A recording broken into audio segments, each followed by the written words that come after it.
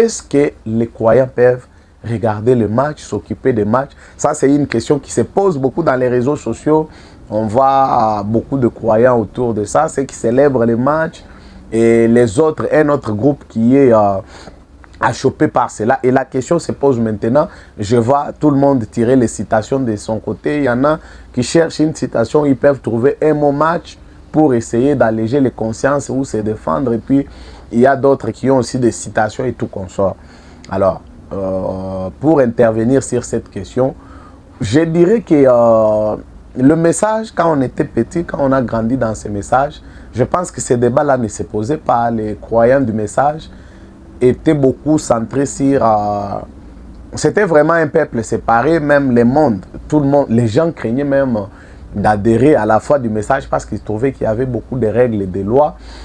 Et les croyants du message étaient vraiment séparés. Ce genre de débat ne se posait pas. Et bon, mais aujourd'hui, les temps ont beaucoup changé. Il y a une jeune génération qui arrive et du coup, ce débat revient. Ce débat revient. Est-ce que regarder le match, par exemple, c'est bien? Porter les pantalons, c'est bien? J'ai vu un jeune prédicateur du message, même à la télévision, qui disait que c'est pas mal pour les femmes de porter les pantalons. Il avait ses arguments, il avait ses explications. On comprend, c'est une nouvelle génération. Et en comprenant la génération, il y a la génération qui est sortie d'Égypte, qui a vu ce que Dieu a fait en Égypte. Il y a la génération qui est née au désert, qui a vu la puissance de Dieu, qui a marché avec Josué et a vu la puissance de Dieu.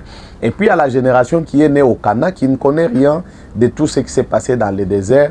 Et ça a été un peu une génération qui s'est complètement désorientée. Frère Branham enseigne que la troisième génération, c'est la génération qui s'égare complètement. Aujourd'hui, on les voit, pas seulement que le monde est complètement dans le chaos et la déchéance, mais l'Église, dans son ensemble, l'Église du message n'échappe pas à la déchéance. Tout ce qui était tabou hier, aujourd'hui, c'est validé. Il y a des nouvelles, il y a des nouveaux arguments pour soutenir tout ça. J'ai même entendu un prédicateur qui dit, bon, on peut marier tout le monde, on peut marier les catholiques, les musulmans, bon, pas les musulmans, hein, les catholiques, les pentecôtistes, tout ce monde, parce que Frère Branham n'a pas dit d'épouser seulement les gens du message, il a dit d'épouser les croyants. Donc, il y a des nouveaux arguments comme ça, il y a des nouvelles choses comme ça qui volent un peu de partout, mais on comprend, c'est des époques qui changent et c'est difficile d'arrêter tout ça. Mais bon, mais la question dont on traite là, pour y revenir, la question du match, est-ce que les chrétiens peuvent regarder les matchs? Il n'y a pas un verset sur lequel on peut donner qui dit qu'il ne faut pas regarder le match. Et je ne pense pas aussi qu'il y a une citation qu'on peut donner qui dit que ne regardez pas les matchs. Non, je ne pense pas que ce genre de citation-là existe. Je crois que si il a été dit ou dans le mode de vie des croyants du message particulièrement, les choses comme match n'ont pas existé ou ne font pas partie du mode de vie des croyants du message, c'est par rapport à l'esprit qui est derrière ces choses. C'est comme écouter une chanson de Fally Ipupa. Clairement, il n'y a pas un verset qui dit que si tu écoutes la musique de Fally Ipupa, tu vas aller en affaire. Je ne connais pas ce verset. Bon, mais derrière cette musique, il y a un esprit. Et l'esprit qui est derrière cette musique et l'esprit qu'a les croyants, ce sont des esprits qui ne fonctionnent pas ensemble. Les croyants qui pensent qu'ils peuvent écouter, si quelqu'un écoute la musique de Fally, c'est littéralement, légalement, il n'y a pas une loi sur laquelle on peut les condamner, mais seulement cette personne est allée à la frontière. Il est allé à la frontière.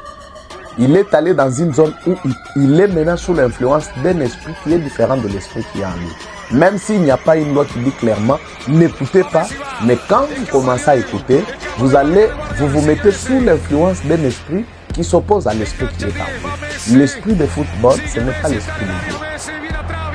C'est l'esprit du diable. Vous voyez, quand il y a football, vous voyez ce qui motive les gens là. C'est un esprit.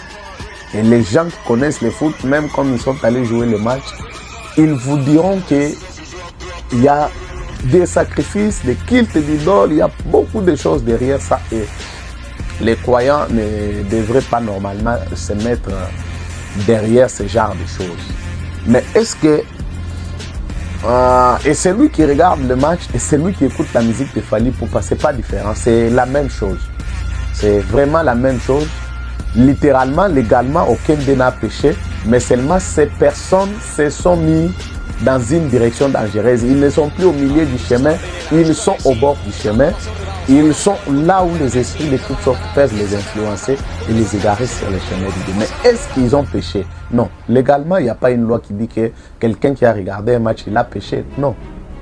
Non, il n'y a pas cette loi, il n'y a pas ces versets, il n'y a pas cette citation. Mais seulement cette personne qui est allée regarder le match, cette personne qui adore le match, cette personne qui adore Fally Ipupa, cette personne qui écoute la musique de JB Mpiana, il se met sous l'influence d'un esprit qui s'oppose à l'esprit qui a. Comme vous entendez, Fally Ipupa chanter d'une belle voix. C'est une mélodie, c'est de la musique, c'est l'instrument, c'est la note. Mais derrière cette note-là, il y a un esprit. Les joueurs comme ils jouent là, derrière ces jeux-là, il y a un esprit qui a ses objectifs. Alors, littéralement, il n'y a pas un péché, mais vous vous mettez sous une influence. Frère Branham avait une petite réponse qu'il avait inscrite dans son carnet lorsque les gens lui posaient des questions qu'il trouvait bêtes du genre: est-ce que Frère Branham, regarder les matchs c'est un péché? Boire la boisson c'est un péché? Quelle devrait être la taille de ma jupe? Et d'autres questions de ce type. Il avait inscrit une réponse dans son carnet qui disait: si vous aimez le Seigneur, ça disait, ne me posez pas de questions bêtes et idiotes. Si vous aimez le Seigneur, vous ne ferez pas ces choses. Et ça c'est vrai. Lorsqu'on est né de nouveau, lorsqu'on aime vraiment le Seigneur, la chose qui entre en nous, c'est le dégoût de toutes ces choses. Et lorsqu'on est chrétien, on fait toujours un effort. C'est mieux d'être fanatique en allant du côté du bien, plutôt, qu'est-ce que je vais dire en fait, lorsqu'on est chrétien, on préfère exagérer dans le sens du bien, plutôt que de chercher à savoir jusqu'où ma liberté me permet d'aller. Voyez, plus on est chrétien, on est amoureux du Seigneur, on préfère exagérer vers le bien plutôt que chercher à voir jusqu'où ma liberté me permet d'aller. Alors, le plus important c'est quoi? Ce que moi je trouve comme le problème avec l'affaire des matchs, c'est quoi? Si vous voulez regarder votre match, j'ai donné tantôt l'écriture de Romains 14, à la fin je lirai ça en entier. Regardez votre match, vous êtes chez vous à la maison, regardez votre match, taisez-vous. Vous savez ce que vous faites. Peut-être vous avez atteint un certain niveau de foi, de compréhension, mais gardez ce niveau de compréhension pour vous. Maintenant, je remarque quoi? Les gens qui veulent regarder le match, ils veulent convaincre ceux qui ne regardent pas à regarder. Genre, ils passent ceux qui ne veulent pas regarder comme des hypocrites, comme des fanatiques. Et donc, une façon de les encourager à le faire. Non, si vous voulez le faire et que vous êtes convaincu que ce n'est pas un péché, faites-le. Ne gardez ça pour vous. Ne commencez pas à vous battre pour encourager les autres à le faire. Si vous avez une permission ou une capacité à être au bord de la route, mais rester dans le chemin, ce n'est pas tout le monde qui aura la même capacité à aller au bord de la route et rester dans le chemin. N'encouragez pas les autres. Faites-le et restez pour vous-même. Je vais, avant de conclure sur la question, je vais lire Romains 14, c'est très important. Dans Romains 14, l'apôtre Paul dit: ne nous jugeons donc plus les uns les autres, mais pensez plutôt à ne rien faire qui soit pour votre frère une pierre d'achoppement ou une occasion de chute. L'apôtre Paul dit: ne nous disons pas, mais ne faites pas quelque chose que tu crois que ça pourra être une occasion de chute pour quelqu'un d'autre. Tu as regardé ton match, bon, tant pis. Tant que toi, tu penses que ça te va, bon, ça va. Mais je ne vois pas une raison qui pourrait vous pousser à venir en faire une propagande sur les réseaux sociaux. Et plus pire quand vous êtes un homme de Dieu. Bon, quand vous venez faire la propagande des matchs dans les réseaux sociaux, votre intention c'est quoi? C'est pousser les croyants ou c'est légaliser cela, pousser les croyants à aller de l'avant et de le faire. Alors, et vous êtes bien conscient qu'il y aura des personnes qui pourront être scandalisées par cela. Bon, peut-être avec votre niveau de foi, vous vous en foutez d'eux. Non, c'est pas comme ça qu'on vit en tant que chrétien. On me parlait d'un homme de Dieu qui, à cause de son état de santé, il devrait prendre un peu de vin. Mais lorsqu'il s'est retrouvé à un endroit où il essayait de prendre ses peu de vin par rapport à son état de santé. Les gens qui étaient là étaient sérieusement choqués. Et le frère a demandé pardon, il ne l'a jamais pris. L'apôtre Paul disait, je fais tout à cause des Élis.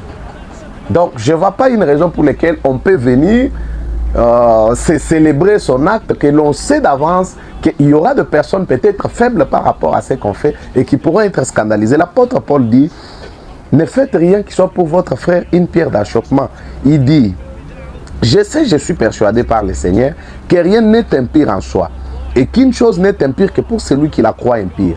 Mais si pour un aliment, ton frère est attristé, tu ne marches plus selon l'amour. Ne cause pas par ton aliment la perte de celui pour lequel Christ est mort. Ne cause pas à cause de ton match, de ton amour de match, la perte de l'achoppement de celui pour qui Christ est mort. Ne vous en foutez pas de lui. Ne le poussez pas à vous suivre dans votre course. Il dit que votre privilège ne soit pas un sujet de calomnie. Je vais sauter. Non, lisons le verset 17. Il dit, car le royaume de Dieu, ce n'est pas le manger, le boire, mais la justice, la paix et la joie par le Saint-Esprit. Celui qui sert Christ de cette manière est agréable à Dieu et approuvé aux hommes. Si vous servez Dieu de manière à ne pas faire quelque chose qui pourra scandaliser les autres, les hommes vous agréeront et Dieu aussi. Il dit, au verset 20, il dit, pour un aliment, ne détruis pas l'œuvre de Dieu. En vérité, toutes choses sont pires. Mais il est mal à l'homme quand il mange de devenir une pierre d'achoppement. Vous voyez ça? Il est mal pour l'homme quand il mange. Donc quand tu commences à faire quelque chose qui pourrait légalement ne pas être mal, mais tu sais que ça peut devenir un sujet d'achoppement pour les autres et que toi tu t'en fous, tu ne marches plus selon l'amour. Et en faisant ça, tu scandalises celui qui est faible, qui n'a pas la même connaissance que toi. Il dit, il est bien de ne pas manger de viande, de ne pas boire de vin et de s'abstenir de tout ce qui peut être pour ton frère une occasion de chute, de scandale ou de faiblesse. Il est bien de ne pas regarder le match si le match peut scandaliser un frère. Et si vous l'avez fait, pourquoi vous en faites une propagande? Si votre cœur n'est pas condamné après l'avoir fait, c'est vous. Pourquoi vous devez en faire une propagande? Pourquoi vous devez considérer que celui qui ne veut pas le faire, c'est un hypocrite? Votre intention, c'est quoi? Qu'il aille aussi regarder. Au verset 22, il dit ceci. Cette fois que tu as, garde-la pour toi devant Dieu. Heureux celui qui ne se condamne pas lui-même dans ce qu'il approuve. Mais celui qui a des doutes au sujet de ce qu'il mange est condamné, parce qu'il n'agit pas par conviction. Tout ce qui n'est pas le produit d'une conviction est péché. Voyez, la Bible établit d'abord le principe du péché, non par rapport à l'acte lui-même, mais par rapport à la conscience. Donc, quel que soit ce que vous faites, premièrement, la normalité ou la non-normalité de l'acte commence par la conscience et non par l'acte lui-même. Lorsque ce que vous faites, votre conscience vous dit que c'est mal, déjà c'est un mal, même si la loi dit que ce n'est pas un mal, mais lorsque votre conscience vous reproche, vous dit que c'est mal, ne le faites pas. Alors, si ce que vous faites, votre conscience vous dit que c'est pas mal, ne poussez pas celui dont la conscience a dit que c'est mal de le faire, parce que si pour vous ça ne sera pas un péché, pour lui ça sera un péché. Pour quel objectif? On devrait aller pousser les autres, les considérer comme les hypocrites, les fanatiques et ceci et cela. C'était Frère Fred, Mouenze Joamalou. Laissez votre commentaire, donnez un avis, nous serons heureux de partager avec vous. Que Dieu vous bénisse.